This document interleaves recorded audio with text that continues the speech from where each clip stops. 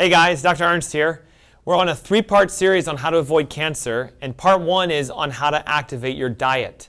Cancer is one of the biggest, scariest diseases of all time. We know right now that if you're a woman, you have a 1 in 3 chance, and if you're a man, you have a 1 in 2 chance of dealing with cancer. Obviously, those are not great odds. What I want to tell you about today is that you don't need to be scared about cancer. And in fact, if you follow these steps, you're going to learn how to greatly reduce your risks of getting cancer. One thing the medical community is not going to tell you is that we've already figured out the cause and several cures to cancer. While there's a lot of money in treating cancer, you got to remember there's not a lot of money in curing cancer, which is why you need to know that for the last 100 years, lots of cancer research has been done to show you the actual truth behind cancer. So step number 1 is you've got to change your diet. We know that your diet has a lot to do with the development of cancer.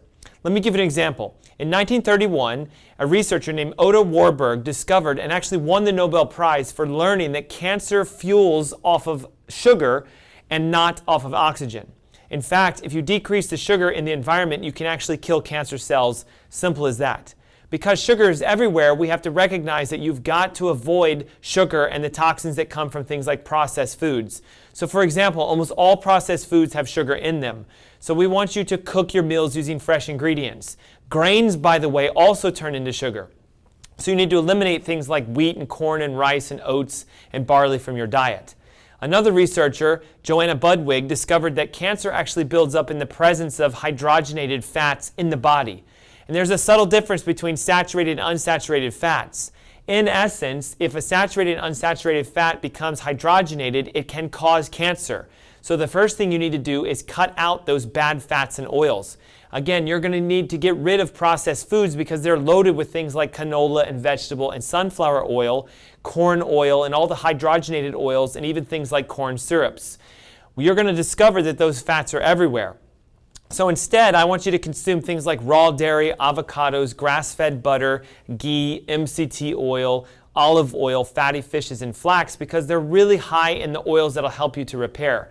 In doing this, you're going to ensure that you receive the nutrition that you need so that you don't have mutations and your body will actually repair the cell membranes. Lastly, we know that vitamin D deficiency is linked to almost every form of cancer on the planet.